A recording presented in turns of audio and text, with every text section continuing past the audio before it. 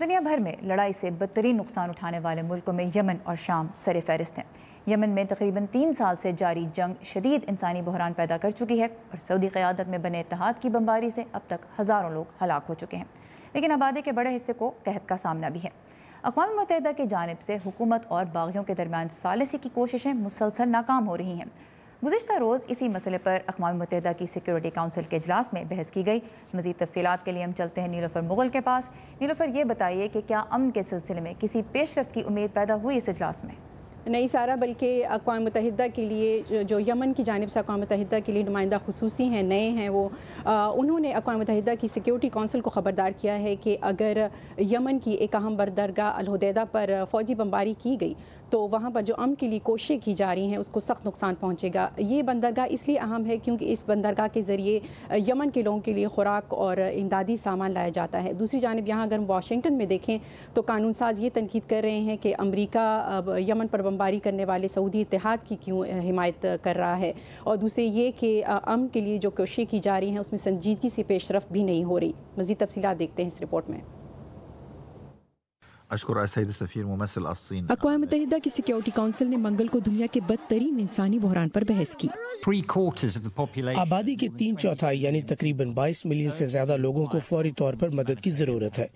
ان میں سے 8.4 ملین وہ ہیں جنہیں معلوم ہی نہیں کہ ان کا اگلا نوالا کہاں سے آئے گا۔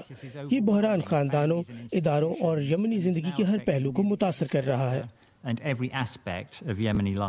یمن کے لیے نئے سفیر مارٹن گریفٹس نے کہا کہ وہ امن کے لیے زور دیں گے اور اگلے 2 مہینوں میں سلامتی کونسل میں سیاسی مذاکرات کے لیے ایک فریم ورک بنانے کی منصوبہ بندی کریں گے۔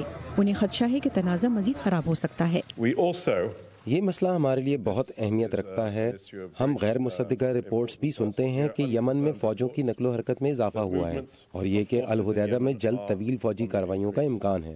ہمیں خدشہ ہے کہ اس طرح کی پیش رفت سے امن کبھی قائم نہیں ہو سکے گا۔ دوسری جانب یمن میں سعودی عرب کی قیادت میں جاری بمباری کو امریکہ کی جو حمایت حاصل ہے اس پر واشنگٹن میں کئی سینیٹرز نے تشویش کا اظہار کیا ہے۔ اگر سعودی عرب یا متحدہ عرب امارات یا اتحاد کے کسی دوسرے رکن نے الحدیدہ کی بندرگاہ پر بمباری کی تو کیا تب بھی ہماری حمایت جاری رہے گی؟ سینیٹر، آپ کا سوال مفروضے پر مبنی ہے۔ ہمیں اس سوال کے جواب دینے کے لیے حالات کو دیکھنا پڑے گا۔ سیٹرفیلڈ نے سعودی قیادت والے اتحاد کے لیے امریکی فوجی حمایت کا دفاع کیا، لیکن یہ واضح بھی کیا کہ امریکہ اقوام متحدہ کے زیر اہتمام مذاکرات کا ایک سیاسی حل چاہتا ہے۔ اور الحدیدہ بندرگاہ پر حملے کی بات کی گئی تو یمن کی جانب سے اقوام متحدہ کے جو خصوصی سفیر ہیں خالد حسین محمد الیمنی، ان کا کہنا ہے کہ وہ الحدیدہ بندرگاہ پر حملے کا کوئی ارادہ نہیں رکھتے۔ دوسری جانب اقوام متحدہ کے لیے جو امریکی سفیر ہیں ان کا یہ کہنا ہے کہ اگر ہم یمن میں امن کے خواہاں ہیں تو ایران کو وہاں پر اپنی مداخلت بند کرنا ہوگی۔ اور سعودی عرب کا یہ کہنا ہے کہ گزشتہ 3 سالوں میں جو حوثی باغی ہیں انہوں نے 90 میزائل اب تک وہ داغ چکے ہیں، اور اگر انہوں نے یہ سلسلہ بند نہیں کیا تو وہ بھی جارحانہ کارروائی کرے گا۔ جی سارا۔ نیلوفر ہمارے ساتھ تھیں کیپٹل ہل سے اور ہمیں یمن میں جاری صورتحال کے بارے میں اپڈیٹ دے رہی تھیں۔